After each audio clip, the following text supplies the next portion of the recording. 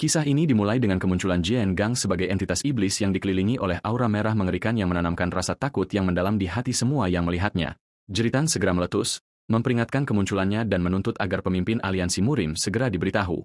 Tiba-tiba, tanpa peringatan, perintah komandan bergema melalui transmisi suara, memerintahkan semua anggota aliansi untuk melancarkan serangan langsung skala penuh terhadap Jin Gang.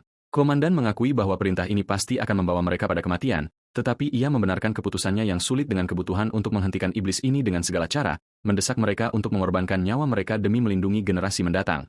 Menanggapi perintahnya, para prajurit bersorak, menyatakan ketaatan mutlak mereka, dan menyerang ke arah malapetaka mereka tanpa rasa takut, percaya bahwa nama mereka akan diabadikan dalam catatan dunia seni bela diri. Salah satu dari mereka mencoba meningkatkan moral rekannya, mengatakan bahwa tidak peduli seberapa iblisnya kekuatan Jin Gang, dia masih manusia. Dan jika mereka bersatu, mereka bisa mengalahkannya. Kemudian mereka semua menyerang, berteriak untuk kematiannya. Namun pertempuran dengan cepat mengungkapkan kekuatan Jin Gang yang luar biasa dan merusak. Para prajurit bahkan tidak mampu menahan aura iblisnya, termasuk para pejuang ahli dan anggota berpangkat tinggi yang bahkan tidak bisa mendekatinya. Tercatat bahwa energi internalnya tumbuh semakin kuat dengan setiap jiwa yang ia panen. Dengan satu serangan pedang yang kejam, Jin Gang melenyapkan semua prajurit sekaligus. Di tempat lain, jauh dari medan perang, salah satu pemimpin berteriak pada komandan aliansi, menuntut agar ia segera memerintahkan pasukan untuk mundur. Ia mengungkapkan bahwa tim investigasi telah menemukan kebenaran yang mengerikan. Jin Gang telah membuat perjanjian dengan yokai tingkat 1 yang tinggal di kedalaman neraka. Ia menjelaskan bahwa perjanjian ini menentukan bahwa jiwa para korban Jin Gang menjadi persembahan. Dan sebagai imbalannya, ia mendapatkan kekuatan yokai, yang berarti semakin banyak anggota aliansi yang ia bunuh, semakin tak terhentikan ia menjadi. Komandan aliansi dengan dingin menjawab, "Aku memerintahkan semua orang untuk bertarung, namun kau masih di sini seperti pengecut." Pemimpin lainnya memohon agar ia mendengarkan dan memahami niatnya, memperingatkan bahwa skenario terburuk adalah yokai turun ke dunia manusia menggunakan tubuh Jin Gang sebagai wadah. Ia mengingatkannya bahwa bahkan iblis surgawi pun tidak bisa menghentikan yokai dari tingkat ini, memohon padanya sekali lagi untuk memerintahkan mundur. Komandan aliansi mengabaikan semua permohonan ini dengan senyum misterius dan meresahkan, membandingkan situasi ini dengan perjamuan mewah yang harus disajikan kepada tamu berpangkat tinggi. Sebelum kebingungan dan keheranan pemimpin lainnya, komandan aliansi mengungkapkan rencana aslinya yang mengerikan, mengakui bahwa ia menghabiskan 500 tahun mencari manusia yang bisa menjadi wadah yang sempurna untuk tuan raksasa. Untuk memastikan wadah ini akan membuat perjanjian iblis, ia sendiri memusnahkan seluruh klan Jin Gang sehingga ia tidak akan memiliki apa-apa selain kebencian dan keinginan untuk membalas dendam. Ia kemudian mendorongnya untuk melakukan pembunuhan tanpa akhir sampai tubuhnya mampu menampung tuan raksasa di dalamnya. Pada saat itu, mereka yang hadir menemukan bahwa orang yang menyamar sebagai komandan aliansi sebenarnya adalah Emugi yang menyamar, dan mereka bertanya kepadanya dengan kaget apa yang ia lakukan pada komandan yang asli, tetapi ia mencibir pada mereka, menyebut mereka bodoh yang khianat.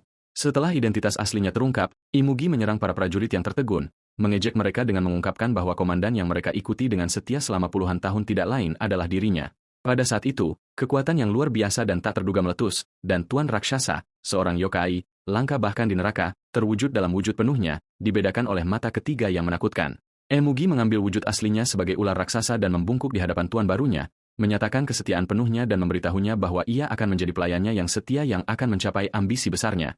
Raksasa bertanya apakah Emoji siap melakukan apapun untuknya. Dan ketika Emoji dengan antusias mengkonfirmasi, raksasa hanya memerintahkannya untuk mati. Emoji benar-benar terkejut dan bertanya mengapa. Tepat pada saat itu, kesadaran asli Jin Gang berbicara melalui tubuh yang dikendalikan oleh raksasa, mengungkapkan bahwa ia kehilangan istri, putrinya, dan seluruh klannya, dan bahwa ia menjual jiwanya kepada iblis hanya untuk satu tujuan, untuk membunuh Emoji, yang menghancurkan hidupnya. Emoji dipenuhi dengan kengerian dan teror. Tidak dapat percaya bagaimana jiwa manusia yang lemah masih bisa tetap berada di dalam tubuh iblis ini. Setelah balas dendamnya akhirnya tercapai, Jin Gang merasa bahwa semuanya sudah berakhir dan ingatan akan keluarganya tercinta melintas di hadapannya seperti film terakhir. Tetapi tiba-tiba suara raksasa yang sebenarnya menyapanya, mengucapkan selamat atas balas dendamnya dan menyatakan kekaguman atas penggunaannya teknik melahap jiwa pada dirinya sendiri untuk membeli waktu yang diperlukan. Raksasa dengan dingin mengingatkannya bahwa menurut kontrak mereka, sekarang saatnya baginya untuk menawarkan tubuhnya sepenuhnya, mengundangnya untuk menerima nasibnya dengan rela dan menikmati kebahagiaan abadi yang akan ia terima ketika ia menjadi bagian dari makhluk tertinggi. Jin Gong menolak kebahagiaan ini dengan jijik mutlak, menegaskan bahwa ia tidak akan pernah membiarkannya menyeberang ke dunia manusia. Roshasa mencibir padanya, bertanya apakah ia pikir ia akan melewati ke alam baka dengan damai setelah semua pembunuhan yang ia lakukan. Ia mengancam bahwa ia akan menderita dalam api neraka selama eon yang tak terhitung, atau lebih buruk lagi, bahwa Raja Yama sendiri mungkin akan sepenuhnya menghapus jiwanya, yang berarti ia akan direduksi menjadi kehampaan mutlak. Tanpa diduga, Jinggang menemukan ide untuk berubah menjadi kehampaan sebagai hal yang paling indah yang ia dengar dalam waktu yang lama. Kemudian dalam gerakan tiba-tiba, ia menikam dirinya sendiri dengan pedangnya, memaksa roh raksasa keluar dari tubuh yang telah jatuh ke tanah. Raksasa menjadi marah dan menolak membiarkan wadah yang ia kerja keras untuk temukan memudar begitu saja. Ia bersumpah bahwa ia akan menemukan cara untuk memaksakan reinkarnasinya dan akan menemukannya lagi di kehidupan selanjutnya. Suara marah raksasa terus berlanjut, menegaskan bahwa bahkan jika ratusan atau ribuan tahun berlalu, kontrak mereka akan tetap berlaku selama jiwa Jinggang ada. Adegan kemudian bergeser ke era modern di mana reinkarnasi Jinggang muncul dalam bentuk seorang pria bernama Hong Dujin berjalan di jalan-jalan kota modern yang ramai.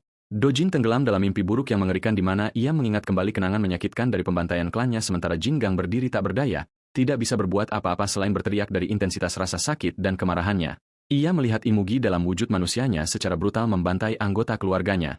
Mimpi buruk itu berakhir dengan Imugi berdiri di atas tubuh Jinggang yang kelelahan, dengan dingin mengatakan kepadanya bahwa semua yang terjadi adalah kesalahannya sendiri karena ia lemah. Du Jian terbangun dari tidurnya dengan panik, terengah-engah dan bermandikan keringat. Gadis di sampingnya bertanya dengan cemas apakah ia baik-baik saja dan menanyakan apakah ia mengalami mimpi buruk lagi. Du Jian mengatakan padanya bahwa ia telah mengalami mimpi yang sama berulang kali akhir-akhir ini, tetapi ia menganggapnya sebagai kelelahan. Gadis itu mengungkapkan keprihatinan mendalamnya dan bertanya kepadanya lagi apakah ia akan menepati janjinya untuk meninggalkan pekerjaannya saat ini, menjelaskan bahwa ia tidak ingin melihatnya terluka atau melukai orang lain. Di tengah percakapan mereka, telepon Dojin berdering dan ia menjawab panggilan dari bosnya, yang memerintahkannya untuk segera pergi dan berurusan dengan kru Hoyong. Gadis itu bertanya kepadanya dengan khawatir apakah ia akan keluar pada jam selarut ini. Dujin menegaskan bahwa ada keadaan darurat yang muncul di tempat kerja, tetapi ia berjanji padanya bahwa ini akan menjadi misi terakhirnya dan bahwa ia akan meninggalkan dunia gelap ini selamanya setelah itu, menyatakan bahwa ia tidak akan lagi hidup sebagai monster. Adegan bergeser ke tempat di mana dua geng saling berhadapan dalam suasana tegang. Guyang, bos Jin, menyarankan kepada saingannya Cho Ho Hyong bahwa mereka menghindari perang habis-habisan yang dapat membahayakan keluarga mereka, melibatkan polisi, dan mengekspos mereka di media sosial. Sebaliknya, ia mengusulkan untuk menyelesaikan masalah melalui duel 1 lawan 1 antara pejuang terbaik mereka. Ho Yong menyetujui proposal tersebut dengan syarat bahwa pihak yang kalah akan sepenuhnya menyerahkan kendali atas dermaga. Ia kemudian mencibir pada Taeyang, bertanya apakah ia menaruh semua kepercayaannya pada pejuangnya, yang dijuluki Ghoul. Tiang dengan tenang menjawab bahwa ia telah membawa seorang pemula yang sangat kuat untuk tugas ini. Ho Hong bertanya kepada Jin apakah ia bisa menangani lawannya yang terlihat kuat dan Dojin menjawab dengan keyakinan penuh dan tenang bahwa tidak peduli siapa lawannya. Menghadapi kru Tiang, anggota kru Ho Hyong bertanya-tanya apakah pemuda ini adalah Ghoul legendaris Taong, mencatat ia jauh lebih muda dari yang mereka harapkan. Sementara mereka bertukar rumor bahwa ia memasukkan 10 anggota geng Baekhyong ke rumah sakit sendirian, pejuang pemula dari kru Ho Hyong memandang mereka dengan jijik dan menyebut gelar Ghoul of Taong menyedihkan. Pejuang itu berpikir pada dirinya sendiri, mencibir pada para preman ini yang hanya bisa bicara, menganggap mereka tidak lebih dari sampah jalanan yang berkelahi di ganggang. Ia dengan pahit mengingat fakta bahwa meskipun diusir, ia pernah menduduki peringkat sebagai seorang profesional. Dan ia menyesali situasinya saat ini, menegaskan bahwa jika bukan karena utangnya yang menumpuk, ia tidak akan pernah menginjakan kaki di tempat seperti ini. Selama pertarungan, pejuang profesional itu membentuk strategi ofensifnya di dalam pikirannya. Setelah pertukaran pukulan awal, ia melihat bahwa lawannya tidak memiliki keterampilan khusus, seperti yang ia duga. Terlalu percaya diri, pejuang itu meraih kepala Dojin, percaya ia telah mengambil kendali penuh atas situasi dan mendaratkan tendangan kuat ke wajahnya, menyatakan bahwa pertarungan sudah berakhir dan ia memiliki kendali penuh atasnya. Ia kemudian meraihnya dari belakang, mengejek julukan Ghoul, dan dengan kurang ajar mengundangnya untuk mengunjungi gym pribadinya agar ia bisa mengajarinya prinsip-prinsip pertarungan yang sebenarnya. Dujin menjawab dengan ketenangan aneh bahwa ia menghargai tawaran itu, tetapi ia membenci lantai gym. Ia menambahkan bahwa baunya tidak enak dan terlalu lembut, dan dalam sekejap ia membalikkan keadaan dan melemparkan lawannya ke tanah dengan kekuatan yang mengejutkan. Pejuang profesional itu berteriak kesakitan. Dujin naik ke atasnya dan mengangkat tinjunya untuk memukulnya dan pejuang itu menyadari keseriusan situasi dan dengan putus asa mencoba melindungi dirinya sendiri. Dujin mendaratkan pukulan sengit ke tubuh lawannya dan pejuang itu mengerang dari kekuatan pukulan itu. Dojin kemudian melanjutkan serangan brutalnya, meraih rambut lawannya dan berulang kali membanting kepalanya ke tanah. Di sisi lain, pemimpin kru Dojin tersenyum dan menyatakan bahwa duel sudah selesai. Pemimpin Ho Yong tertegun saat ia mencibir bahwa pejuang profesional yang ia bawa telah benar-benar dihancurkan. Salah satu anak buah Ho Hyong menyarankan untuk menunggu sebentar, tetapi Choi membungkamnya, mengatakan itu sudah berakhir, menambahkan bahwa mereka bukan atlet, tetapi pejuang jalanan yang sesungguhnya. Ia menjelaskan bahwa dalam pertarungan sungguhan, pertempuran berakhir setelah mencapai tingkat kekerasan ini, terlepas dari teknik seni bela diri. Salah satu anak buah Ho Hyong mengejek Dujin karena meraih rambut lawannya seperti seorang gadis, tetapi ia dengan cepat menyadari bahwa sesuatu yang aneh sedang terjadi. Di tanah, Pejuang profesional itu menyadari ia benar-benar tak berdaya. Setiap kali ia mencoba mundur, cengkraman Dojin menutupnya seperti penjepit. Ia ingat bahwa ketika ia mencoba menjatuhkannya, Dojin menghancurkannya dengan bobot yang tak terduga dan luar biasa. Kemudian Dojin menendang kakinya, membuatnya berteriak kesakitan. Dojin terus memukulinya tanpa ampun. Dan dengan mata yang kosong dari ekspresi apapun, ia melanjutkan serangan liarnya. Tiba-tiba, kata-kata kekasihnya, yang memintanya untuk tidak melukai dirinya sendiri atau orang lain, bergema di dalam pikirannya. Pada saat-saat terakhir, tangannya berhenti di udara sebelum memberikan pukulan lagi. Kemudian, Dojin bangkit dan menyatakan pertarungan sudah berakhir, mengakhiri duel dengan caranya sendiri. Setelah duel berakhir, Guang memberi selamat kepada pejuangnya, Dojin, atas pekerjaan yang dilakukan dengan baik, lalu berbalik kepada pemimpin yang kalah, Tuan Choi, dan secara resmi menyatakan bahwa pelabuhan sekarang berada di bawah kendali kru mereka. Dojin berpikir pada dirinya sendiri bahwa akhirnya semuanya sudah berakhir dan membuat keputusan yang teguh bahwa ia tidak akan lagi melukai siapapun dan akan hidup normal. Di tempat lain, sosok misterius merasakan kehadiran reinkarnasi Jinggang, menyadari ia telah muncul di dunia ini. Tetapi di gudang, Tuan Choi bangkit dan mencibir pada pernyataan Du Jian, menunjukkan bahwa lawannya masih bernapas saat ia meletakkan kakinya di atas kepalanya. Choi menyatakan dengan filosofi keras bahwa di dunia gangster, pertarungan terus berlanjut sampai seseorang mati dan apa yang mereka lakukan bukanlah olahraga. Menuduh Dojin mencoba mengambil jalan keluar yang mudah dengan menahan diri untuk tidak menyelesaikan pekerjaan sepenuhnya. Ia kemudian memberinya pilihan terakhir. Entah membunuh pejuang yang kalah dan mendapatkan pelabuhan atau menolak dan tidak mendapatkan apa-apa. Choi mendekati Dojin dan bertanya dengan mengancam apakah ia mengerti, memanggilnya dengan julukan Ghoul. Dojin tetap diam, yang membuat Choi marah, yang menuntut jawaban. Dan ia dengan cepat kehilangan kesabaran sepenuhnya, mengancam akan membunuh Jin di tempat karena mengabaikannya. Tetapi Taung campur tangan tepat pada waktunya, mengatakan kepada Tuan Choi bahwa pejuangnya tidak menjawab karena ia berbicara omong kosong.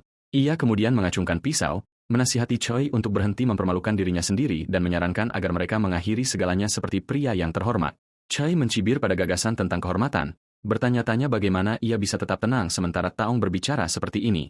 Taung dengan tenang menjawab bahwa Choi adalah orang yang mulai berbicara sampah terlebih dahulu, lalu berbalik ke Dojin untuk mengkonfirmasi kata-katanya. Akhirnya, Dojin berbicara, tetapi bukan kepada mereka. Sebaliknya, ia bertanya kepada mereka dengan bingung, apakah kalian benar-benar tidak bisa melihat benda itu? Tiang bertanya kepadanya, bingung, apa yang ia bicarakan saat Dojin menunjuk ke sesuatu yang hanya bisa ia lihat. Tiba-tiba, aura api biru surgawi muncul di hadapannya. Sementara matanya bersinar putih, kebingungan Taeyang tumbuh, bertanya-tanya api biru apa yang ia bicarakan, dan apa yang tiba-tiba terjadi. Dojin menyadari api ini telah muncul di hadapannya dan melumpuhkannya seolah-olah ia terjebak dalam mimpi buruk. Ia mendengar suara raksasa di dalam pikirannya, menyapanya sebagai reinkarnasi Jinggang dan memberitahunya bahwa sudah waktunya untuk menghormati kontrak mereka. Tiba-tiba, aura biru meresap ke dalam tubuhnya, dan Dojin dilanda kaget dan rasa sakit yang hebat. Ia mulai tersedak dan kejang-kejang dan Taeyang bergegas kepadanya dengan cemas menanyakan apa yang terjadi padanya. Dojin bergumam matanya terpaku pada kehampaan bahwa api itu memasuki tubuhnya. Ingatannya kembali ke kehidupan masa lalunya di mana ia berlutut di tengah-tengah mayat anggota klannya yang terbunuh, menggenggam tubuh istrinya, menangis dan menyalahkan dirinya sendiri atas kelemahannya, mengakui ia tidak bisa melindungi mereka. Sementara dalam keadaan putus asa itu, suara misterius bertanya kepadanya apakah ia menginginkan balas dendam. Api biru rasa muncul di hadapannya dan menawarkan untuk memberinya kekuatannya, mengusulkan agar mereka membuat perjanjian dan meminta persembahan sebagai imbalan. Jinggang percaya bahwa halusinasi yang berulang ini mewakili keinginannya yang mendalam untuk balas dendam. Ia mengepalkan tinjunya erat-erat dan menerima tawaran itu, meyakinkan raksasa bahwa ia akan memberinya persembahan karena ia memiliki banyak bajingan yang ingin ia matikan. Jang memohon api biru itu. Raksasa memintanya untuk menempa perjanjian dan memberinya kekuatannya. Raksasa menjawab dan memberitahunya untuk mengingat dengan baik syarat-syarat perjanjian sejak saat itu. Ia meyakinkannya bahwa bahkan jika tubuhnya membusuk, selama jiwanya tetap ada, perjanjian ini akan berlangsung selamanya. Saat energi biru mengalir ke tangan Jinggang, raksasa menyatakan bahwa Jiengang telah menjadi pelayan abadinya dan Jiengang berteriak dari rasa sakit dari kekuatan yang mengalir ke dalam dirinya. Saat api biru melahapnya, raksasa memberitahunya bahwa ia tidak lagi manusia tetapi telah menjadi monster. Raksasa memberitahunya bahwa perjanjian itu sudah lengkap. Raksasa menjelaskan bahwa mulai sekarang setiap makhluk yang mati di tangan Jinggang baik itu serangga kecil, raja atau bahkan dewa akan menjadi persembahan baginya dan Jiengang muncul setelah mendapatkan kekuatannya dengan darah yang mengalir dari matanya. Sebagai ganti persembahan ini, raksasa akan memberinya kekuatan bintang iblis tiran, kekuatan yang ditakuti oleh semua makhluk di bumi. Raksasa menyimpulkan tawarannya dengan memberinya kekuatan penuhnya yang terwujud dalam bentuk iblis tiga mata yang megah. Tetapi raksasa memperingatkannya dengan tegas, memberitahunya untuk mengingat bahwa saat kekuatannya melebihi kemampuan tubuhnya untuk menahannya, titik-titik Jinggang sendiri juga akan menjadi persembahan. Ini menyebabkan Du Jin di masa kini terkejut. Saat ia mengingat kenangan ini, ia melihat tangannya yang gemetar, bertanya-tanya apa yang baru saja ia lihat, yakin bahwa tubuhnya terbakar beberapa saat yang lalu. Tuan Choi mencibir padanya, menuduhnya gila karena tiba-tiba berteriak sendirian. Tetapi Do Jin berdiri dan meraih Choi, menantangnya untuk melihat sendiri apakah ia sudah kehilangan akal atau tidak. Choi ketakutan sementara seseorang melangkah maju menyarankan agar mereka menyelesaikan masalah sekarang dalam pertempuran habis-habisan. Tiba-tiba, suara sirene polisi terdengar, menginterupsi konfrontasi yang tegang. Taung menghentikan Tuan Choi, yang akan mencabut senjatanya, dan dengan tenang mengatakan kepadanya bahwa bel untuk akhir putaran telah berbunyi, menyarankan agar mereka mengakhiri segalanya untuk hari ini dan mengatur pertemuan lain. Choi setuju untuk bertemu lagi, tetapi menambahkan ancaman bahwa hak untuk mengelola pelabuhan dan nyawa mereka akan dipertaruhkan lain kali. Setelah mereka pergi, Do Jin meminta maaf kepada Taeyang karena menyebabkan situasi memburuk, tetapi Taeyang meyakinkan ia bahwa mereka akan menemukan alasan apapun untuk memulai pertarungan. Taung bertanya kepada Jin dengan cemas apa yang terjadi padanya sebelumnya karena ia terlihat seperti telah melihat hantu. Du Jin menjawab bahwa tidak ada apa-apa, mengklaim ia hanya sedikit lelah akhir-akhir ini dan mengalami mimpi aneh. Di mobil lain, Choi bertanya-tanya kekuatan macam apa yang dimiliki Du Jin. Sementara itu, Choi menerima panggilan telepon dan dengan gugup menjawab seseorang bernama Tuan Kuai. Choi mencoba meyakinkan Tuan Kuai tentang hak manajemen pelabuhan, berjanji untuk mendapatkannya kembali segera. Tetapi Tuan Kuai mengungkapkan ketidakpuasannya, menunjukkan bahwa tanpa pelabuhan, Choi tidak dapat memenuhi kuota pengiriman yang diperlukan. Ia mengancam bahwa jika situasi ini terus berlanjut, akan sulit untuk terus bekerja dengannya. Choi panik dan memohon Tuan Kuai untuk memberinya lebih banyak waktu, bersumpah untuk memenuhi kuota dengan segala cara yang diperlukan. Di telepon, Choi Ho Hyong memohon seseorang bernama Tuan Kuai, mengingatkannya bahwa ia telah melakukan semua yang diminta darinya sejauh ini, dan ia terus memohon, meminta lebih banyak waktu. Tuan Kuai dengan enggan setuju, memberinya satu tenggat waktu terakhir yang menentukan sebelum matahari terbit keesokan harinya, memerintahkannya untuk mengambil kendali atas pelabuhan sebelum tenggat waktu ini berakhir. Ia kemudian mengakhiri panggilan dengan ancaman yang jelas bahwa ia akan mengganti pemasok jika Choi terlambat bahkan satu saat pun. Setelah mengakhiri panggilan, Choi bergumam dengan marah, memanggil Tuan Kuai, monster, lalu bertanya kepada sopirnya kapan matahari terbit, yang sopir perkirakan sekitar pukul 6 pagi. Choi memerintahkan sopirnya untuk mencari tahu waktu yang tepat, menyatakan bahwa mereka harus segera menghancurkan faksi Taeyang, menambahkan dengan suram bahwa jika mereka tidak melakukannya, mereka semua akan mati di bawah murka Tuan Kuai. Sementara itu, Du Jin tiba di apartemennya dan memanggil kekasihnya Jia, tetapi menemukan tempat itu luar biasa kosong. Segera menyadari ada sesuatu yang salah. Du Jin tetap dalam siaga tinggi, mengharapkan bahaya mengintai. Tiba-tiba, seseorang menyerangnya dari belakang dengan senjata tajam. Tetapi Do Jin dengan cepat memblokir serangan itu dan memberikan tendangan kuat kepada penyerang, mengikutinya dengan pukulan cepat untuk melumpuhkannya. Du Jin menjepit penyerang ke tanah, mengancam akan mencungkil matanya jika ia tidak berbicara, dan dengan tajam bertanya di mana wanita yang berada di apartemen itu. Orang lain muncul dari bayang-bayang, berkomentar dengan kekaguman bahwa Do Jin berhasil mengalahkan penyerang pertama dengan mudah meskipun keahliannya, seperti yang dikatakan rumor. Pendatang baru itu memperkenalkan dirinya sebagai Gil Tais, komandan operasi dari faksi Ho Hyong, dan dengan sinis meminta maaf karena menyandera keluarga Do Jin, menggambarkan tindakan mereka sebagai barbar. Ia membenarkan tindakannya dengan mengatakan mereka berada di bawah perintah yang lebih tinggi, mengungkapkan Jia, yang terikat dan tersumpal. Jin marah dan bersumpah akan membunuh mereka semua, yang mana Gil Tayak dengan dingin menjawab, menasihatinya untuk tidak membuang emosi di antara para profesional dan menegaskan bahwa Du Jin sangat menyadari sifat situasinya. Du Jin dengan enggan menenangkan diri dan bertanya kepada mereka apa yang mereka inginkan, menawarkan untuk mengorbankan dirinya sendiri demi kebebasannya. Tayak menjawab bahwa ini mungkin biasanya sudah cukup, tetapi tidak hari ini karena pemimpin mereka telah membuat keputusannya. Ia kemudian mengacungkan pisau, mengumumkan bahwa pemimpin mereka telah memutuskan untuk melenyapkan seluruh faksi Taeyang. Menyadari tidak ada jalan keluar, Du Jin meraih bilah pisau dengan tangan kosong, meminta mereka untuk berjanji bahwa mereka akan meninggalkan Jia sendirian. Tiak berjanji bahwa ia sama sekali tidak akan membunuhnya. Jua mencoba berteriak saat ia melihat Do Jin mengorbankan dirinya sendiri untuknya. Du Jin meminta maaf kepada Jia di dalam pikirannya karena membiarkannya melihatnya dalam situasi yang mengerikan ini setelah ia menjadi penyebab kekhawatiran konstan baginya. Ia mencengkeram bilah lebih erat, menyesali bahwa ia berada di ambang memulai kehidupan normal. Tetapi tampaknya ini adalah akhirnya. Ia menemukan sedikit kenyamanan dalam fakta bahwa ia yang akan mati dan bukan dia. Saat ia berada di ambang kematian, Do Jin berpikir bahwa setidaknya nasib ini berbeda dari mimpi buruk yang telah lama menghantuinya. Para pembunuh mengerumuninya, menutupi tubuhnya dan luka tikam. Adegan menunjukkan pisau yang menancap dalam di tubuhnya. Gil Tayo memerintahkan anak buahnya untuk menyerahkan pembersihan kepada para spesialis dan segera menuju ke pemimpin mereka, menekankan kebutuhan untuk menyelesaikan semuanya sebelum matahari terbit. Ketika salah satu anak buahnya bertanya apa yang harus dilakukan dengan wanita itu, Taok menjawab dengan acuh tak acuh, bertanya-tanya apakah pertanyaan itu bahkan perlu ditanyakan, Ia memerintahkan mereka untuk membawanya bersama mereka, membenarkannya dengan mengatakan mereka tidak bisa meninggalkan saksi di belakang. Ia menambahkan bahwa Du Jin juga seorang profesional, dan harus mengerti. Kemudian mengungkapkan penipuannya dengan menjelaskan bahwa janjinya adalah untuk membuatnya tetap hidup, bukan untuk membiarkannya pergi. Saat Jua berjuang, salah satu gangster memerintahkannya untuk berhenti melawan. Ia tersenyum sedikit dan menyuruhnya untuk berpikir positif karena ia akan menerima perhatian khusus. Tiba-tiba, ia merasakan sebuah tangan mencengkeram kakinya dari bawah dan melihat ke bawah dengan kaget untuk menemukan bahwa Do Jin belum mati.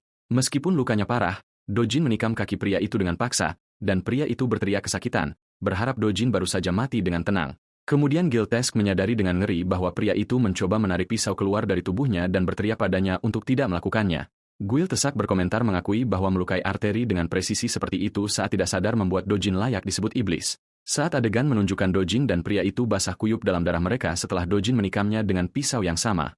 Gil Taisio mengangkat kepala Do Jin dan menggorok lehernya, mendoakannya agar beristirahat di neraka. Salah satu gangster yang tersisa memerintahkan mereka untuk bergerak cepat dan yang lain bertanya apa yang harus dilakukan dengan Diu, yang terluka.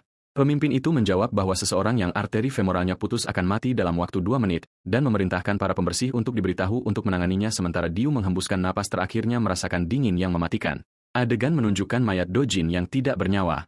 Suara raksasa terdengar mengomentari kematian Do Jin mengatakan betapa terpuji. Raksasa merasakan kejutan bertanya-tanya bagaimana ini bisa terjadi begitu cepat. Suara raksasa bergema sekali lagi mengatakan untuk membuat persembahan. Di tempat lain, Gil Taishok menerima panggilan dari pemimpin Choi memberitahunya misi sudah selesai dan mereka sedang dalam perjalanan kepadanya. Tiba-tiba, Gil Taok mendengar sesuatu jatuh dari atas. Ia memerintahkan anak buahnya untuk menyalakan lampu. Ketika lampu menyala, Gil Taok tertegun dan bertanya-tanya apakah apa yang ia lihat di hadapannya benar-benar iblis. Gil Taok berdiri terkejut, bertanya kepada makhluk di hadapannya, "Kamu siapa?" Du Jin muncul berdiri, telah kembali hidup dengan tanda-tanda aneh seperti urat menyebar di lehernya. Sementara suara raksasa menjelaskan bahwa karena Do Jin telah membuat persembahan sesuai perjanjian, ia akan memberinya kekuatannya. Sementara itu, di sebuah bar yang tenang bernama Hexter, pelayan menyambut Tiang, memberitahunya sudah lama tidak bertemu dan bertanya apakah ia ingin minumannya yang biasa. Tiang bertanya-tanya bagaimana tempat ini selalu kosong setiap kali ia datang. Mengomentari bahwa bar tetap buka sampai sekarang adalah keajaiban. Pelayan itu menjawab bahwa itu berkat orang-orang seperti dia yang percaya pada kartu tarot. Saat ia menuangkan minumannya, Tai Yishong mencatat bahwa ia tampaknya memanggilnya orang bodoh yang percaya pada tahayul, tetapi ia dengan lembut menyangkalnya, meyakinkannya bahwa ia adalah pelanggan tetap dan berharga. Tai Yong mengakui bahwa meskipun ia mulai mengunjungi tempat itu untuk bersenang-senang, bacaannya tidak pernah salah. Ia menambahkan bahwa semua kartu yang ia ambil sejauh ini bagus, dan pelayan itu dengan rendah hati menjawab bahwa itu hanya keberuntungan yang terjadi pada pria yang kompeten. Taong dengan bercanda mengkritik kerendahan hatinya, mengatakan itulah mengapa ia tidak memiliki pelanggan dan mendesaknya untuk mengakui jasa kartu. Pelayan itu menjelaskan bahwa bacaan hanya bermakna ketika diambil sebagai hiburan, lalu menawarkan agar ia mengambil beberapa kartu. Taong setuju dan memilih 3 kartu dari tumpukan. Ketika ia melihat kartu-kartu itu, ekspresi pelayan itu berubah serius dan khawatir, yang Taong perhatikan dan bertanya padanya. Ia mengungkapkan kartu pertama yang mewakili masa lalu dan menjelaskan bahwa itu menandakan kemenangan. Ia kemudian mengungkapkan kartu kedua, bintang yang mewakili masa kini, dan menafsirkannya berarti bahwa kemenangannya telah berlanjut dan ia saat ini hidup dalam keadaan kepuasan dan kemakmuran. Akhirnya, ia mengungkapkan kartu ketiga, menara yang mewakili masa depan, dan menunjukkan bahwa itu menandakan perubahan. Ia merangkum bacaan, menjelaskan bahwa karena kemenangan masa lalunya, ia akan mengalami perubahan besar di masa depan. Taong merasa lega, berpikir itu tidak seburuk yang ia duga. Tetapi pelayan itu dengan ragu-ragu menambahkan bahwa kata perubahan juga bisa berarti kehancuran dan menjelaskan bahwa kartu menara memiliki 2 kemungkinan interpretasi. Ia kemudian mencoba meringankan suasana, mengingatkannya bahwa itu hanya untuk bersenang-senang. Taiyang tetap diam, ekspresi khawatir di wajahnya sebelum pintu bar tiba-tiba terbuka. Choi Ho Hyong masuk dengan anak buahnya, mengejek Tiang karena duduk santai, tidak menyadari bahwa ini adalah hari ia mati. Taang dengan tenang membalas, mengejek mereka karena masih bekerja pada jam selarut ini. Choi dengan marah mengomentari kepercayaan diri dan ketenangan Taong sampai akhir, lalu memerintahkan anak buahnya untuk membunuhnya, dan mereka menyerangnya dengan senjata mereka. Pertarungan dimulai antara Taong dan anak buah Choi. Taong berhasil menangkis satu penyerang, kemudian berhasil membebaskan diri dan lari menuju toilet saat anak buah Choi berteriak agar tidak membiarkannya melarikan diri. Choi berteriak pada anak buahnya, mengingatkan mereka untuk menyelesaikan pekerjaan sebelum matahari terbit, dan memerintahkan mereka untuk menangkap Taong dan membunuhnya. Salah satu gangster mengikutinya ke toilet, mengutuknya karena berlari seperti tikus. Ketika tiba-tiba Taeyang muncul di hadapannya dari kanan. Di ruang sempit toilet, Taeyang terus bertarung dengan sengit melawan anak buah Choi. Tiba-tiba, dengan gerakan cepat, ia menusukkan pisaunya ke salah satu leher mereka, menggoroknya, yang untuk sementara mengejutkan yang lain. Tiang menyapa saingannya Choi dengan nada percaya diri, mengingatkannya bahwa ia dulu seorang petarung pisau dan harus memahami makna taktis dari situasi ini dengan baik. Choi segera menyadari bahwa Taong telah menyudutkannya di sudut kanan ruangan. Taong menjelaskan bahwa ini adalah posisi terburuk yang bisa dihadapi seorang petarung pisau di sudut kanan yang sempit dan membuktikan maksudnya dengan mematikan membinasakan penyerang lain yang mencoba mendekat. Ia menjelaskan bahwa posisi ini menghalangi tangan kanan penyerang karena dinding sementara memberikan kebebasan penuh kepada pembela yang terperangkap di sudut untuk menggunakan pisaunya secara efektif. Tiang menambahkan bahwa hanya ada satu cara untuk mengatasi kesulitan ini, yaitu dengan mengirimkan pejuang kidal yang lebih kuat dari pembela. Ia kemudian memberikan tatapan yang bermakna, menunjukkan bahwa Choi sendiri kidal, seolah-olah mengisyaratkan bahwa ini adalah satu-satunya kesempatannya. Akhirnya, Taong menantang Cho Ho Hyong secara langsung, menyuruhnya untuk berhenti mengorbankan anak buahnya yang tidak bersalah dan menghadapinya sendiri, pria lawan pria. Sementara itu, Gil Thais, yang sedang mengamati peristiwa itu, duduk dengan anak buahnya. Pria itu melihat Dojin, berdiri di hadapannya, yang tampak sangat kelelahan dan dikelilingi oleh aura biru samar, dan bertanya dengan kagum, "Apakah kamu benar-benar iblis?" Ia kemudian memerintahkan sopirnya untuk mempercepat. Dan ketika sopir ragu-ragu sejenak, ia berteriak padanya untuk mengulangi perintah itu. Mobil itu melaju dan bertabrakan dengan Dojin. Dojin memecahkan kaca depan mobil dengan pisau di tangannya. Penumpang mobil ketakutan. Dojin masuk ke dalam mobil. Ia menggorok leher sopir, lalu dengan cepat pindah ke kursi belakang. Pria itu menyusut kembali di kursinya, takut pada penyerang yang mulai memasuki mobil dan memohon padanya untuk tidak mendekat. Dojin mengubah arah pisaunya dan mengayunkannya, membelah kepalanya menjadi dua. Gil tak berkomentar bahwa Dojin membelah kepala rekan mereka. Dengan pisau sashimi tipis, bukan golok, yang menunjukkan kekuatan brutalnya. Gil Tayak, benar-benar terpojok, menggambarkan Dojin sebagai monster. Sebuah mobil muncul di hadapan mereka, melaju ke arah mereka. Mereka bertabrakan dengan mobil dan kekuatan benturan itu melemparkan Du Jian jauh. Dojin terbaring tak bergerak di tanah. Gil Tachio berhasil keluar dari mobil tanpa cedera, tetapi ia menyadari bahwa tabrakan itu tidak berpengaruh pada Dojin, yang mulai bangkit dengan tenang seolah-olah tidak terjadi apa-apa. Pria misterius itu berpikir pada dirinya sendiri bahwa aneh untuk mati, tetapi tidak menunjukkan kejutan bahwa Dojin tidak menemui ajalnya dengan mudah. Ia kemudian mengambil posisi bertarung dan menantang Dojin dengan suara mantap. Dojin menerjangnya dengan cepat. Gil Tok dengan cepat menganalisis gerakan Jin, mencatat mereka lebar dan tidak halus, yang mungkin memberinya sedikit kesempatan untuk serangan balik. Gil meyakinkan dirinya sendiri bahwa meskipun lawannya adalah monster, jika ia benar-benar kehilangan akal sehatnya, maka ia memiliki kesempatan untuk menang. Tetapi ia dikalahkan dalam pertarungan dan jatuh ke tanah dalam rasa sakit yang parah. Dojin berdiri di atasnya, mengangkat pisaunya untuk memberikan pukulan terakhir. Namun, Gil Tai berhasil memblokir serangan itu pada saat-saat terakhir dan memberikan serangan balik. Ia percaya ia telah menemukan kesempatan untuk menyerang, menyadari bahwa sisi kiri lawannya benar-benar terbuka, tetapi Dojin menerjangnya dengan pisaunya dan menusuknya dalam-dalam. Dan Guil Tesak mengerang kesakitan. Namun, ia menyadari dengan kaget bahwa ia yakin pisau itu berada di tangan kanan Jin sejak awal. Ia mengerti bahwa ia telah dipancing dan bahwa lawannya mengincar hasil ini selama ini. Saat Du Jian mencengkeramnya dengan paksa, Du Jian bertanya kepada Gil Tio dengan dingin, "Apa yang kamu lakukan dengan Jia?" Guil Tes menjawab bertanya apakah ia maksudkan gadis itu dan memberitahunya ia menawarkannya sebagai pengorbanan. Du Jin bertanya dengan marah apa arti pengorbanan. Gil Tayo menyuruhnya untuk tidak berpura-pura bodoh, menunjukkan bahwa Dojin selamat dari lehernya yang tergorok dan menegaskan bahwa ia sama seperti bajingan itu. Ia terus berbicara tentang monster yang meminta mereka untuk menyediakan pengorbanan, mengungkapkan keberadaan entitas jahat lain yang mengendalikan segalanya. Sementara itu, di depan Hexbar, salah satu anak buah Choi yang sedang bertugas jaga bertanya-tanya apakah mereka harus masuk, berpikir terlalu lama untuk menangkap Taong sendirian. Rekannya meyakinkannya, mengatakan kepadanya mereka hanya harus mengikuti perintah dan menjaga pintu masuk, jadi tidak perlu khawatir selama lebih dari 10 orang sudah masuk. Saat mereka berbicara, seorang pria misterius dengan rambut putih panjang dan topeng hitam mendekati mereka. Salah satu penjaga menghentikannya, memberitahunya tempat itu ditutup hari ini dan ia harus pergi ke tempat lain. Pria bertopeng itu dengan tenang menjawab bahwa ia harus masuk karena ia memiliki janji. Penjaga itu mencibir, bertanya apakah ia tuli, sementara rekannya menasihatinya untuk menghindari masalah dan membiarkannya pergi. Penjaga pertama dengan sinis mengomentari gagasan untuk memiliki janji pada jam selarut ini, tetapi kemudian tiba-tiba berteriak kesakitan yang tak tertahankan. Rekannya memandangnya dengan ngeri dan bertanya ada apa saat urat di leher penjaga yang terluka itu menonjol dengan menakutkan. Penjaga itu terus berteriak saat cabang pohon mulai tumbuh keluar dari lehernya dengan cara yang mengerikan. Dalam beberapa saat, pohon penuh meletus dari tubuhnya, membunuhnya secara instan. Penjaga yang tersisa berdiri membeku di tempat dari kengerian murni, bertanya-tanya tentang sifat dari apa yang baru saja ia lihat. Pria berambut putih itu tersenyum sambil memegang sesuatu yang menyerupai biji di tangannya dan dengan tenang mengulangi bahwa ia mengatakan kepada mereka ia memiliki janji untuk bertemu saat matahari terbit. Toilet dipenuhi dengan mayat-mayat dari mereka yang jiwanya telah diambil Tiang. Anak buah Choi telah benar-benar dikalahkan dan salah satu dari mereka gemetar memegang pisau yang patah. Tiang berdiri menang atas Choi, yang berteriak kesakitan, dan Tiang dengan dingin berkomentar bahwa mereka mengirim Choi untuk menghadapinya karena ia kidal, mengkonfirmasi bahwa rencananya telah berhasil. Tetapi ketika matanya jatuh pada penyerang, ia menyadari itu bukan Choi, dan perasaan penyesalan membasuhinya. Pembunuh itu dilempar dengan paksa ke tanah, berteriak kesakitan. Taong bertanya kepada Choi dengan nada sinis berapa lama ia akan terus mengirim pengikutnya, meyakinkannya bahwa ia tahu segalanya tidak akan berakhir seperti ini. Ia menantangnya untuk tidak menjadi pengecut dan menghadapinya sendiri. Tetapi pada saat itu, salah satu anak buah Choi tiba dan memberitahunya ia telah membawa apa yang ia minta. Choi memerintahkan anak buahnya untuk melaksanakan rencana, dan pria itu mulai menuangkan cairan dari wadah. Taong mencium bau bensin, menyadari rencana mereka untuk membakar tempat itu. Choi mengejeknya, menasihatinya untuk tetap bersembunyi di dalam seperti tikus, dan bersumpah akan memanggangnya hidup-hidup. Saat Choi bersiap untuk menyalakan korek apinya, pria berambut putih muncul di belakangnya, bersenandung lagu anak-anak tentang matahari terbit. Pria itu terus berjalan, bersenandung dengan ketenangan yang mengerikan.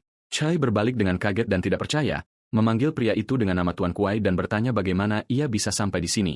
Tuan Kuai menjawab dengan tenang, mengingatkan Choi bahwa mereka memiliki janji untuk bertemu saat matahari terbit. Choi panik, tergagap-gagap berjanji bahwa ia akan segera menyelesaikannya dan bahwa ia akan memenuhi kuota yang dibutuhkan segera setelah ia menguasai pelabuhan. Tetapi Tuan Kuai menawarinya seikat bunga, yang hanya meningkatkan kebingungan dan keheranan Choi. Ia kemudian dengan dingin berterima kasih kepadanya atas semua kerja kerasnya dan mengatakan kepadanya bahwa ia bisa pensiun sekarang, sebuah petunjuk menyeramkan di akhir hidupnya. Di tempat lain, Dojin bertanya dengan takjub, "Apakah Tuan Kuai seorang yokai? Apakah ia mengejekku?" Gila bertanya kepada Dojin, "Apakah kamu benar-benar tidak tahu kebenaran tentang dirimu sendiri?" Gil Tai mengungkapkan kepadanya bahwa ia adalah makhluk yang memakan daging dan jiwa manusia dan bahwa ia adalah musuh alami umat manusia. Menggambarkannya sebagai yokai. Ia berteriak kesakitan dan kaget dan cabang-cabang pohon meletus secara mengerikan dari tubuhnya saat ia berteriak kesakitan. Guil Tiak yang sekarat mengungkapkan bahwa bajingan Tuan Kuai itu datang kepada mereka beberapa tahun yang lalu dan menawarkan mereka kesepakatan. Kesepakatan itu adalah ia akan menyelamatkan nyawa mereka sebagai ganti pengiriman manusia kepadanya. Ia menambahkan bahwa Tuan Kuai memaksa mereka untuk secara diam-diam memberi makan anak buah mereka sendiri dengan benih terkutuk. Ia menyesali bahwa pemimpinnya dengan bodoh menerima kesepakatan itu meskipun sudah jelas bahwa ini akan menjadi akhir mereka. Gil Tayak memperingatkan Jin bahwa Tuan Kuai akan menawarkan kepadanya kesepakatan serupa dan mengatakan kepadanya bahwa jika ia ingin menemukannya, ia harus pergi ke Guang. Kembali di bar, Tuan Kuai berbicara kepada Maya Choi, mengatakan kepadanya untuk tidak merasa buruk, karena berkat dia, ia hidup ekstra 5 tahun, menambahkan bahwa ia berutang nyawa kepadanya selama 5 tahun terakhir ini. Kemudian Tuan Kuai berbalik dengan senyum dan mengumumkan bahwa setelah mengucapkan selamat tinggal kepada pendahulunya, sekarang saatnya untuk membahas bisnis. Tuan Kuai bertanya dengan senyum licik, "Apakah kamu mitra baruku, Tiong?" Tiang memandangnya dengan menantang dan bertanya kepadanya apa ia sebenarnya. Tuan Kuai menjawab bahwa ia dipanggil dengan banyak nama di berbagai negara, mendaftar gelarnya seperti iblis, roh jahat, yokai, dan raksasa, tetapi mengklarifikasi bahwa di negara ini ia biasanya dikenal sebagai yokai. Ia mengatakan kepada Tiang untuk tidak gugup karena ia hanya datang untuk menawarinya kesepakatan. Tuan Kuai menjelaskan tawarannya, mengusulkan untuk memperkenalkannya kepada mitra-mitranya di Korea Utara dan Cina sehingga Taong dapat menggunakan pelabuhan untuk membawa imigran ilegal. Taong berkomentar bahwa tawaran itu tampak lebih biasa dari yang ia duga karena ia pikir ia akan diminta untuk menjual jiwanya atau sesuatu yang serupa. Tuan Kuai menjelaskan bahwa yokai memiliki keadaan mereka sendiri yang mencegah mereka untuk memakan manusia secara acak, itulah mengapa bantuan mitra manusia sangat berharga bagi mereka. Ia menambahkan bahwa geng Tiongs dapat menyimpan semua keuntungan dan sebagai imbalannya yang harus ia lakukan hanyalah memilih manusia yang sehat dari antara para imigran, menetapkan kuota baginya untuk mengirim 10 dari mereka kepadanya setiap minggu. Tiang bertanya kepadanya apakah nasibnya akan sama seperti Tuan Choi jika ia menolak tawaran itu atau gagal memenuhi kuota. Tuan Kuai mengkonfirmasi ini tetapi menambahkan dengan percaya diri bahwa ia yakin Tiang akan hidup jauh lebih lama dari Choi karena ia lebih kompeten dan cerdas. Taong tersenyum dan mengatakan kepadanya bahwa ia minta maaf. Tetapi ada 3 hal yang tidak akan pernah ia jual dalam hidupnya sebagai gangster. Pertama, orang. Kedua, narkoba. Ia berhenti sejenak sebelum menyebutkan hal ketiga. Dan sebelum ia bisa menyelesaikan kalimatnya, Tuan Kuai memotong tangannya dan mengatakan ia menarik kembali kata-katanya tentang dia yang pintar. Tetapi ia menambahkan bahwa inilah mengapa ia lebih mengaguminya, karena sudah lama sejak ia bertemu manusia yang tidak takut padanya. Saat Taong tersedak, Tuan Kuai mengatakan kepadanya ia akan memberinya kesempatan khusus lain. Ia menawarinya biji aneh bertentakel dan memerintahkannya untuk menelannya. Ia berjanji bahwa jika ia melakukannya, ia tidak hanya akan memaafkan kelancanganmu, tetapi juga akan mengembalikan lengan kanannya yang putus. Tetapi Taong mulai tertawa sesekali saat ia tersedak. Tuan Kuai bertanya kepadanya mengapa ia tertawa. Taeyang menjawab bahwa ia merasa lucu karena Tuan Choi akhirnya berguna untuk sesuatu. Saat ia mengeluarkan korek api, Taeyang menyalakan korek api di dekat tangan Tuan Kuai yang mencekiknya, menyalakan bensin yang tumpah. Saat api meletus di sekitar mereka, Taeyang menyelesaikan kalimatnya sebelumnya, menyatakan bahwa hal ketiga yang tidak akan pernah ia jual, bahkan jika ia mati, adalah dirinya sendiri karena ia menolak untuk hidup seperti pengecut. Ia berteriak bahwa ia tidak akan pernah melakukannya, bahkan jika kematian adalah harganya, dan menyimpulkan dengan tangisan terakhir, "Aku tidak akan pernah hidup seperti pengecut." Di tengah api yang berkobar, Tuan Kuai berdiri tertawa histeris, tidak terpengaruh oleh api yang melahap segalanya di sekitarnya. Ia berkomentar dengan sinis tentang situasi itu, menganggap tindakan memulai api sebagai langkah yang sangat lucu dari Tai Xiang. Ia kemudian memanggilnya orang bodoh, meyakinkannya bahwa api kecil seperti ini tidak akan pernah bisa membunuhnya. Ia meraih Taong yang terbakar dan mengejeknya karena mengulangi frasa bahwa ia tidak akan hidup seperti pengecut. Ia mengatakan kepadanya bahwa mendengar kata-kata itu membuatnya semakin ingin melihat ekspresi menyedihkan di wajahnya saat ia hancur dan memohon. Ia kemudian membisikkan fakta mengerikan kepadanya. Mereka yang dibakar sampai mati tidak mati karena api secara langsung, tetapi dari mati lemas yang lambat dari asap. Bagian dari Tuan Kuai berubah menjadi bentuk mengerikan dengan mulut bertaring besar, menjelaskan bahwa selama Taong masih bisa bernapas, ia akan menderita rasa sakit terbakar untuk waktu yang sangat lama sebelum ia mati. Ia menambahkan bahwa rasa sakit akan datang dalam gelombang terus-menerus, membuatnya sulit untuk kehilangan kesadaran, dan bahwa ia akan merasakan setiap bagian tubuhnya perlahan-lahan dipanggang. Ia mengungkapkan keinginannya untuk melihat wajah Taong yang terhina saat ia memohon kematian. Tetapi tiba-tiba, salah satu anak buah Taong yang selamat mengarahkan nosel alat pemadam api ke Tuan Kuai, mengejutkannya. Orang yang selamat, yang ternyata adalah Dojin, telah tiba di tempat kejadian, bertanya kepada Tuan Kuai dengan nada dingin, "Apakah kamu monster itu?" Dojin berdiri dalam konfrontasi langsung dengan Tuan Kuai di tengah-tengah api yang berkobar, lalu mengeluarkan isi alat pemadam api di wajahnya, mengejutkannya dan memukulnya di wajah dengan alat pemadam itu sendiri. Dojin memukulnya secara langsung. Dojin menggunakan kesempatan ini untuk meraih Tuan Kuai dan dengan tajam bertanya di mana wanita yang ia ambil sebagai persembahan. Namun, Tuan Kuai tidak bisa mentolerir penghinaan itu, jadi ia memotong tangan kanan Dojin. Tuan Kuai bertanya kepadanya dengan sinis mengapa ia peduli, meyakinkannya bahwa ia akan mati. Tiba-tiba, mata Dojin bersinar dengan aura biru surgawi, dan ia menggigit Tuan Kuai dengan kekuatan luar biasa. Tuan Kuai terkejut dengan kekuatan ini, bertanya-tanya apakah Dojin telah menjadi salah satu sekutunya selama ini. Tetapi ia menepis gagasan itu, mencatat bahwa Dojin tidak terlihat seperti salah satu dari mereka, dan menuduhnya mencoba mencuri persembahannya, yaitu Taong. Ia mencibir padanya, mengatakan, "Inilah mengapa monster-monster akhir-akhir ini tidak berguna. Mereka sangat lemah. Mereka bahkan tidak bisa membedakan kekuatan lawan mereka." Ia memerintahkannya untuk berhenti hidup dalam aib ini dan mati saja. Tuan Kuai tiba-tiba merasakan sebuah manik yang ia bawa mulai bersinar dan bereaksi. Ia menyadari reaksi ini berarti hubungan ke neraka ada di dekatnya. Ia merasa itu luar biasa, mencatat bahwa sesuatu seperti ini belum pernah terjadi padanya sekalipun dalam 300 tahun. Ia melihat Dojin dengan pemahaman baru, mengakui bahwa ia memiliki dukungan yang lebih kuat dari yang ia duga. Tuan Kuai berdiri di atas tubuh Taong yang tidak sadarkan diri dan mengatakan kepada Jin ia akan membiarkannya hidup untuk hari ini. Tetapi ia bertanya-tanya pada dirinya sendiri mengapa orang-orang neraka akan membuat kesepakatan dengan makhluk yang lemah dan tidak penting seperti Dojin. Ia kemudian berjalan menuju pohon yang tumbuh dari tubuh penjaga, yang menghasilkan buah yang menyerupai topeng, mengungkapkan keinginannya yang telah lama ia miliki untuk bertemu seseorang dari neraka secara langsung. Ia meraih buah itu, berpikir bahwa ia yakin ia bisa melakukan apapun lebih baik dari orang itu, mengisyaratkan keinginannya untuk mengambil tempat Du Jien. Tuan Kuai memegang buah seperti topeng dan berbicara seolah-olah seseorang sedang mengawasinya, mengundang mereka untuk menghubunginya kapan saja. Di tempat lain, sebuah mobil tiba di fasilitas terpencil dan seorang anggota kru Hoyong bertanya-tanya apakah ini adalah tempat yang dimaksud dan apakah ini adalah klien yang mereka hadapi.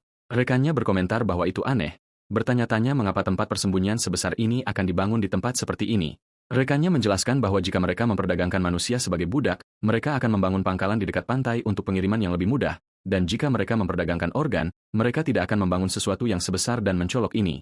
Ia kemudian bertanya kepada rekannya dengan penasaran apa yang klien lakukan dengan orang-orang yang mereka kirimkan, tetapi yang lain menyuruhnya untuk tidak mengkhawatirkannya.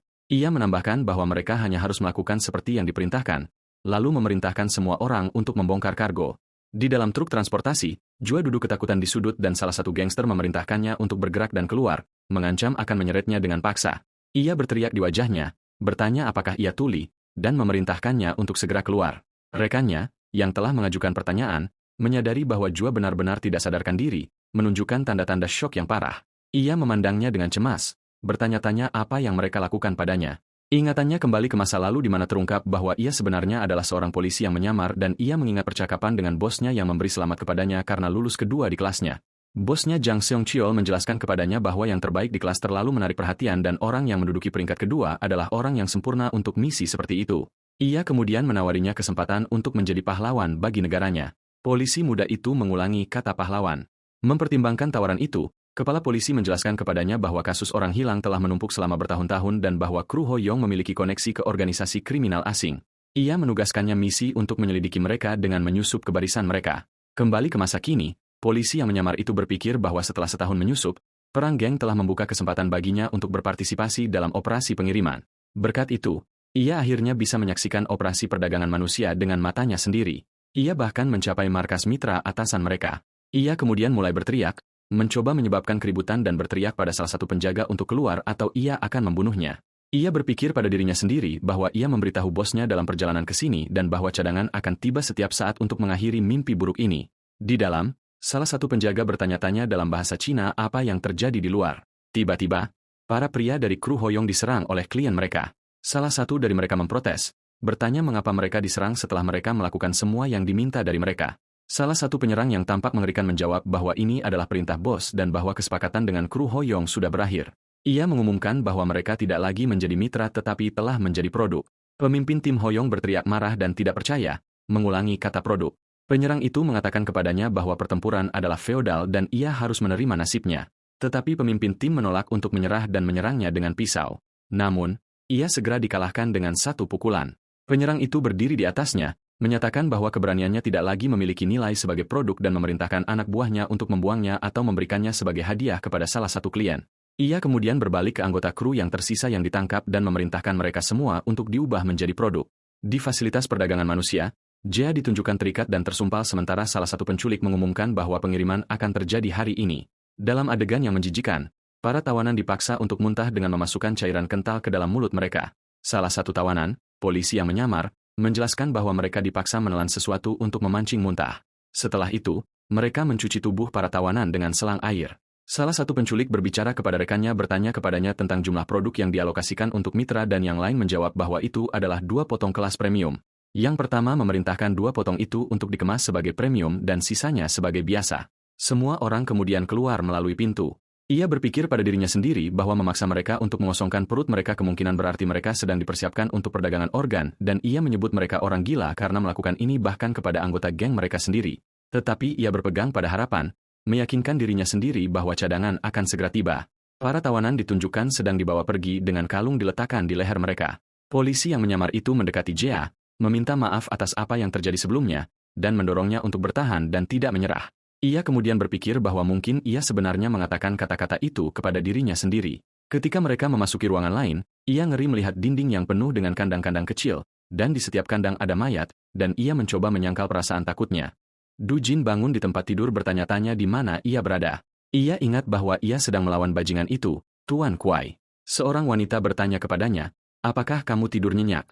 Do Jin bertanya kepadanya siapa dia. Ia memberitahunya ia adalah pemilik bar tarot yang terbakar dan menambahkan bahwa ia adalah orang yang menyelamatkan nyawanya dari api itu. Ia menyimpulkan perkenalannya dengan menyatakan ia adalah seorang pengusir setan yang berurusan dengan yokai seperti dia, memanggilnya Tuan Yong Dojin, dan menyatakan bahwa ia adalah seorang pengusir setan. Dojin mengulangi kata itu dengan bingung dan mengatakan bahwa bajingan yang datang untuk membunuhnya itu mengatakan hal yang sama. Ia kemudian berteriak padanya dengan marah, bertanya omong kosong apa yang semua orang bicarakan dan menyangkal dirinya sebagai yokai. Ia memerintahkannya untuk diam, mengatakan kepadanya ia hanya membiarkannya hidup karena ia pikir ia mungkin berguna, mengancam bahwa ia dapat mengusir rohnya kapan saja. Ia menambahkan bahwa tidak ada manusia yang memiliki tubuh seperti miliknya. Du Jin melihat ke dadanya dan melihat luka yang sembuh dengan cara supernatural, yang membuatnya terkejut. Ia menjelaskan kepadanya bahwa yokai, bahkan jika anggota tubuhnya dipotong dan jantungnya tertusuk, dapat beregenerasi selama kepalanya utuh, sama seperti serangga. Setelah hening sejenak, Do Jin mengajukan satu pertanyaan padanya. Apa sebenarnya yokai itu? Ia mulai menjelaskan, memberitahunya mereka adalah makhluk yang mencuri tubuh manusia. Pengusir setan itu melanjutkan penjelasannya kepada Do Jin, mengklarifikasi bahwa yokai bersembunyi di antara mereka dalam bentuk manusia. Sementara itu, di fasilitas perdagangan manusia, polisi yang menyamar, Gyong Min, tampak terkejut saat ia menyerap kebenaran yang mengerikan ini. Gyong Min menyaksikan salah satu penculik mendekati para tawanan. Penculik itu mematahkan leher beberapa dari mereka, yang sangat menakutkan Jong Min. Ia berteriak pada mereka, menyebut mereka bajingan gila karena membunuh orang dengan darah dingin. Tuan Kuai dengan tenang menjawab, menjelaskan bahwa mereka belum mati dan bahwa ia hanya merusak tulang belakang leher mereka untuk menempatkan mereka dalam keadaan lumpuh total. Ia menambahkan bahwa dalam keadaan ini mereka dapat melihat, mendengar, dan merasakan ketakutan, tetapi mereka tidak bisa bergerak.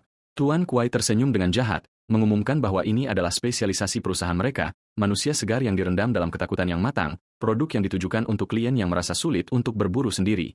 Jung berteriak lagi, bertanya omong kosong apa yang ia bicarakan, dan mengatakan kepadanya bahwa polisi akan mengepung tempat itu setiap saat. Ia bersumpah bahwa mereka akan menghabiskan sisa hidup mereka di penjara, tetapi Tuan Kuai mengabaikannya. Tiba-tiba, kepala polisi, Zhang Xiangchao, muncul, mengomentari aroma lezat yang berasal dari ketakutannya. Ini membuat Gyong Min tertegun dan bingung. Kepala Zhang memuji upaya Gyong Min dalam memantau geng Hoyong. Kemudian, Kepala Zhang bertanya kepada Tuan Kuai apakah Gyong Min adalah salah satu hidangan khusus yang ia siapkan, dan Tuan Kuai mengkonfirmasi dengan senyum, menawarkan untuk menyiapkannya untuknya. Kepala Zhang menolak dan mengatakan ia lebih suka memakannya di sini. Ia menambahkan bahwa ia sangat lapar lalu bergerak menuju para tawanan yang lumpuh. Gyong Min bertanya kepada kepala polisinya dengan tidak percaya apa yang ia lakukan. Kepala jenang menjawab bahwa ia memiliki pertemuan dalam 2 jam dan tidak punya waktu untuk mengganti pakaiannya. Ia memerintahkannya untuk tetap diam dan senyum yang berubah bentuk muncul di mulutnya mengungkapkan sifatnya yang tidak manusiawi. Ia kemudian meraih Gyong Min dan mengagumi hidangan itu. Mulut kepala polisi itu berubah menjadi bunga monster pemangsa dan ia merasakan ketakutan Jong Min mengomentari aromanya yang harum. Kembali ke masa kini, Dojin bertanya kepada pengusir setan apakah yokai menyatu dengan dan memakan manusia. Ia mengkonfirmasi ini, menjelaskan bahwa beberapa kejahatan di dunia manusia, seperti pembunuhan, penculikan, dan perampokan, sebenarnya adalah pekerjaan roh yang memangsa orang. Ia melanjutkan penjelasannya tentang sifat pekerjaan yokai. Ia mengaku kepadanya bahwa pada awalnya mereka tidak mencurigainya, melainkan berpikir bosnya, Gutai, adalah roh itu. Namun, mereka kemudian mengetahui ia hanyalah penjahat biasa. Ia menatapnya dengan serius saat ia terbaring antara hidup dan mati dan menggambarkan Tiang hanya sebagai sampah manusia biasa. Dojin tampak diam dan terpengaruh oleh keadaan Taong yang menyedihkan. Dojin kemudian ingat ketika Taong bertanya kepadanya di masa lalu, "Berapa lama kamu berencana untuk terus seperti ini?" Ia terkejut dengan pertanyaannya, mengingatkannya bahwa mereka membuat janji di masa lalu untuk melihat ini bersama-sama sampai akhir. Taong menyebutkan bahwa 5 tahun telah berlalu sejak janji mereka, tetapi ia mengatakan kepada Jin bahwa ia tidak harus melanjutkan dengannya sampai akhir. Dojin bertanya dengan bingung tentang alasan perubahan tiba-tiba dalam pendiriannya. Sebelum Tiong bisa menjawab, Jia, kekasih Jin, muncul. Taong menyambutnya dan meminta maaf karena membuat Jin keluar larut malam. Ia kemudian mengklarifikasi kepada Du Jin bahwa bukan dirinya yang seharusnya ia menepati janjinya. Ia mengatakan kepadanya bahwa tidak seperti di masa lalu, ia sekarang memiliki kesempatan untuk menjalani hidupnya sebagai Hong Dojin dan bukan sebagai iblis, mengisyaratkan bahwa ia harus memilih kehidupan normal dengan Jia. Kembali ke masa kini, Dojin dengan bersemangat bertanya kepada pengusir setan bagaimana ia bisa bertemu roh berambut putih itu, Tuan Kuai. Ia bertanya kepadanya apa yang akan ia lakukan ketika ia bertemu dengannya, dan Dojin menjawab bahwa monster itu mengambil orang yang paling berharga di dunia darinya. Ia menyatakan dengan tekad bahwa ia akan membunuhnya dan menyelamatkan Jia. Pengusir setan itu berkomentar bahwa jika ia siap untuk melawan Kuai, ia mungkin berguna, tetapi ia mengingatkannya bahwa ia tidak bisa mengalahkannya dalam keadaannya saat ini. Du Jin menceritakan kepadanya tentang mimpinya dan bagaimana api raksasa berbicara kepadanya. Ia menjelaskan bahwa api itu memberitahunya bahwa apapun yang memiliki jiwa, apapun itu, jika ia menawarkannya sebagai pengorbanan, ia akan memberinya kekuatan sebagai imbalan. Adegan kemudian bergeser ke protes yang bising di mana para demonstran berteriak bahwa hukuman penjara 15 tahun adalah lelucon, dan mereka menuntut agar iblis Chogunik, yang menyerang 11 anak di bawah umur, tidak dibebaskan. Para pengunjuk rasa melanjutkan yel-yel mereka, menuntut ia dikirim kembali ke penjara. Sebuah laporan berita menyebutkan bahwa Chunik dibebaskan dari penjara seminggu yang lalu. Laporan itu menambahkan bahwa kediamannya dalam keadaan kacau dengan para pengunjuk rasa dan aktivis internet. Salah satu pengunjuk rasa berteriak, menantang Cho Gan-sik untuk keluar dan menghadapinya. Seorang live streamer mengumumkan bahwa ia akan membobol tempat itu segera setelah jumlah penontonnya mencapai 1000. Yang lain makan 20 cangkir ramen sebagai cara untuk mendoakan kematiannya. Kekacauan dan yel-yel menuntut pemenjaraannya atau kematiannya terus berlanjut. Di dalam, Cho Sik dengan marah bertanya-tanya tentang semua teriakan yang mengganggu itu. Ia bergumam pada dirinya sendiri bahwa ia menjalani hukumannya dan keluar dan sekarang ia diam-diam mengenakan gelang kakinya. Ia kemudian berpikir dengan marah bahwa mungkin ia harus keluar dan membunuh mereka semua. Tiba-tiba, ia merasakan orang lain di ruangan itu. Ia berbalik kaget dan bertanya kepada penyusup siapa ia dan bagaimana ia bisa masuk. Pengusir setan itu muncul dan bertanya kepadanya untuk mengkonfirmasi, apakah entitas dalam mimpinya berjanji untuk memberinya kekuatan sebagai ganti persembahan. Du Jin, yang telah mendengarkan sepanjang waktu, menjawab, ya. Pengusir setan itu menyalakan sebatang rokok dan berkata, baiklah, kalau begitu mari kita buat kesepakatan. Pengusir setan itu mengusulkan kesepakatan kepada Du Jian, menjelaskan bahwa ia akan memberinya daftar penjahat yang dicurigai sebagai yokai, dan misinya adalah pergi dan membunuh mereka. Ia menjelaskan manfaat timbal balik dari perjanjian ini. Jika targetnya adalah yokai, itu bagus untuknya karena ia bisa mengusir rohnya dan bagus untuknya karena ia mendapatkan persembahan untuk meningkatkan kekuatannya. Ia menambahkan bahwa jika targetnya hanyalah penjahat manusia, menyingkirkannya adalah hal yang baik untuk dunia. Bagaimanapun, Du Jin setuju dengan kesepakatan itu, tetapi mengajukan pertanyaan. Ia bertanya berapa banyak dari yokai yang dicurigai ini dan apakah jumlah mereka cukup baginya untuk mendapatkan kekuatan yang dibutuhkan untuk membunuh Kuai. Pengusir setan itu meyakinkannya untuk tidak khawatir, mengkonfirmasi bahwa ketika datang ke penjahat, jumlah mereka lebih dari cukup. Di masa kini, Do Jin kemudian mengejutkan Cho Gan-sik dengan pertanyaan tentang identitasnya. Ia mengklarifikasi pertanyaannya, bertanya apakah ia manusia atau yokai seperti dia. Di fasilitas yokai, kepala polisi yang mengerikan mulai memakan polisi yang menyamar, Gu Yongmin. Yongmin tampak dalam keadaan teror mutlak saat ia menghadapi nasibnya, berteriak kesakitan saat monster itu melahapnya. Tuan Kuai berkomentar bahwa kepala polisi itu pasti sangat lapar, lalu bertanya di mana hidangan spesial lainnya. Bawahannya menunjuk ke Jua. Kepala polisi itu berkomentar tentang Jia, mengatakan ia terlihat lebih lezat dari yang terakhir, tetapi ia menyadari ia tidak menunjukkan reaksi dan bertanya-tanya apakah ia sudah kehilangan akal sehatnya, mengungkapkan penyesalan bahwa ia tidak bisa memakan jiwa dalam keadaan ini. Meskipun demikian, ia memutuskan tidak apa-apa karena kualitas dagingnya tampaknya kelas atas. Pada saat itu, Jia berpikir pada dirinya sendiri bahwa ia lega itu tidak memakan waktu lama. Ia membuka matanya dengan tekad, berpikir bahwa sekarang ia bisa pergi ke Du Jin, mengungkapkan bahwa ia telah berpura-pura tidak sadarkan diri. Tuan Kuai tiba-tiba campur tangan dan menghentikan kepala polisi, meminta maaf bahwa ia akan membawakannya hidangan spesial lain dan mengakui ia salah tentang Jua. Ia mengumumkan bahwa manusia ini bukan produk. Kepala polisi itu menjadi marah dan berubah menjadi bentuk mengerikan, bertanya bagaimana Kuai berani mengganggu makanan yang sudah dimulai dan berteriak bahwa ia menyukai manusia ini. Ia bersumpah akan memakannya sekarang, tetapi Kuai menyuruhnya untuk bersabar. Ia berjanji akan menyiapkan hidangan spesial lain untuknya besok. Tetapi kepala polisi itu meletus dalam kemarahan, berteriak bahwa ia lapar sekarang, bukan besok, dan mengingatkan Kuai bahwa ia adalah orang yang memungkinkannya menjalankan bisnisnya dengan begitu mudah. Ia berteriak padanya untuk tidak mengabaikannya. Ia menghina Tuan Kuai, memanggilnya yokai orang-orangan sawah yang tumpul yang bahkan tidak bisa memakan jiwa. Kemudian Kuai menempatkan tangannya di atas mulut kepala polisi dan menyuruhnya untuk tenang. Kepala polisi itu meminta maaf dengan takut, mengatakan ia kehilangan kendali atas dirinya sendiri. Tuan Kuai memerintahkan salah satu bawahannya, Guang, untuk menyiapkan hidangan spesial lain untuk kepala polisi besok. Guang mengkonfirmasi bahwa ia mengerti. Tuan Kuai mengumumkan bahwa ia akan menghapus Jua dari daftar produk. Ia tersenyum sedikit, membenarkan keputusannya dengan mengatakan kekasihnya tampaknya sangat putus asa mencarinya, mengisyaratkan bahwa ia berencana untuk menggunakannya sebagai pengaruh di masa depan.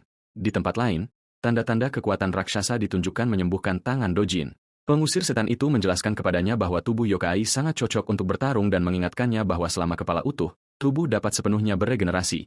Du Jin menyimpulkan bahwa mulai sekarang, yang harus ia lakukan hanyalah menghancurkan kepala mereka, dan ia memuji pemahamannya yang cepat. Tetapi ia menambahkan bahwa ada hal lain yang harus ia ingat saat melawan yokai, yaitu ada dua cara yokai memakan manusia. Metode pertama adalah shikyok, yang secara harfiah berarti mengunyah dan memakan daging manusia. Metode kedua adalah shikhon, yang melibatkan penyerapan jiwa menggunakan ketakutan manusia sebagai bahan bakar. Ia mengkonfirmasi kepadanya bahwa yokai dapat menyerap jiwa manusia yang takut padanya. Ia memperingatkannya dengan tegas bahwa ia masih memiliki jiwa manusia, jadi ia tidak boleh merasa takut pada mereka tidak peduli apa yang terjadi. Pria itu berteriak ketakutan, bertanya kepada Do Jin siapa ia dan mengapa ia menyerangnya, tetapi Do Jin tidak membuang waktu berbicara dan mengayunkan palu ke kepalanya, menghancurkannya. Target itu jatuh ke tanah sementara Do Jin berdiri di atasnya, berlumuran darah. Do Jin menelepon pengusir setan dan memberitahunya ia telah melenyapkan target dan bahwa ia hanyalah manusia. Ia bertanya apakah ia yakin ia sudah mati dan ia menjawab bahwa ia yakin dan bahwa kepalanya benar-benar hancur. Ia bertanya dengan nada skeptis, benarkah? Tapi bagaimana kamu bisa begitu yakin? Ia melanjutkan pertanyaan mengejutkannya. Bagaimana kamu yakin bahwa apa yang kamu lihat adalah kepala aslinya, Zeria? Tetapi ia tiba-tiba dipukul di kepala. Ketidakpercayaan ada di wajah Do Jin saat ia melihat mayat itu bergerak. Tiba-tiba, mayat yang ada di lantai bangkit dan menerjangnya. Yokai itu mencengkram Dojin dengan paksa dan menjepitnya ke tanah saat ia mengerang kesakitan. Dojin menyadari bahwa makhluk yang menyerangnya tidak menyerupai manusia yang baru saja ia bunuh. Yokai, yang telah mengambil bentuk mengerikan, menatapnya dan bertanya apakah ia seorang pengusir setan. Ia kemudian mulai mengeluh, mengatakan, "Selalu seperti ini." Ia menyesali bahwa para pengusir setan tidak bisa mendekati yokai tingkat tinggi yang memakan ribuan manusia, tetapi mereka selalu mengejar yokai kelas bawah seperti dia yang hanya memakan jiwa. Ia mencibir pada Dojin, bertanya apakah ia pikir ia bisa mengalahkannya. Ia memanggilnya pemula yang bahkan tidak bisa menemukan kepala aslinya. Yokai, yang wujud aslinya terungkap sebagai laba-laba, tertawa dan bertanya kepada Dojin apakah ia membeku ketakutan setelah melihat wujud aslinya. Yokai itu memandang rendah Dojin, yang telah ia jepit ke tanah, dan dengan tenang mengatakan kepadanya bahwa ini bagus karena ia lelah menahan diri. Yokai itu bersumpah akan mencabik-cabiknya dan menjadikannya contoh. Tetapi Dojin tiba-tiba menusuknya. Yokai itu berteriak di wajahnya saat ia menahannya dengan erat. Tetapi Dojin tiba-tiba muncul memegang palu berat dan mengatakan kepada yokai itu terlalu banyak bicara, lalu bertanya dengan sinis, "Apakah ini kepala aslimu?" Ia kemudian mengayunkan palu dengan sekuat tenaga ke kepala yokai. Yokai itu berteriak kesakitan. Tidak dapat percaya manusia biasa berani melakukan itu padanya. Dojin memberitahunya ia bisa tahu dari gerakannya. Meskipun penampilannya menakutkan dan kekuatan kasarnya, jelas ia belum pernah berada dalam pertarungan sungguhan sebelumnya. Kepala yokai benar-benar hancur di bawah beban palu, tetapi di saat-saat terakhirnya, yokai itu berhasil meraih Dojin. Ia mengejeknya, bertanya apa yang akan ia lakukan sekarang tanpa palunya dan bersumpah akan mematahkan punggungnya. Dojin ditunjukkan berjuang melawan cengkraman ketat yokai. Kemudian, Dojin menyundulnya dengan paksa di kepala. Ia kemudian berbicara dengan dingin, mengatakan ia ingin tahu makhluk menakjubkan macam apa yokai itu, tetapi ia menambahkan dengan sinis bahwa yang mereka tahu hanyalah menakut-nakuti orang dan memeras mereka, dan bahwa mereka tidak berbeda dari preman lingkungan. Yokai yang sekarat itu menatapnya dengan bingung dan bertanya apa ia sebenarnya, sementara mata Dojin bersinar dengan cahaya putih yang menakutkan. Suara-suara pengusir setan bergema di dalam pikiran Dojin, memperingatkannya bahwa yokai dapat menyerap jiwa manusia yang takut padanya, dan bahwa ia tidak boleh takut pada mereka. Dojin mulai tertawa. Pengusir setan itu bertanya kepadanya mengapa ia tertawa. Dojin terus tertawa dan berpikir pada dirinya sendiri, mencibir pada gagasan ketakutan, bertanya-tanya apakah ada orang yang berpikir ia masih memiliki sepotong perasaan itu. Ia menambahkan bahwa tidak mungkin baginya untuk merasakan ketakutan, terutama terhadap mereka yang mengambil segalanya darinya. Ia berdiri di atas mayat yokai yang tercabik-cabik dan menyatakan bahwa mulai sekarang, bukan dia yang harus merasa takut, tetapi mereka. Ingatan pembantaian klannya melintas di dalam pikirannya, sumber kekuatan tak kenal takutnya.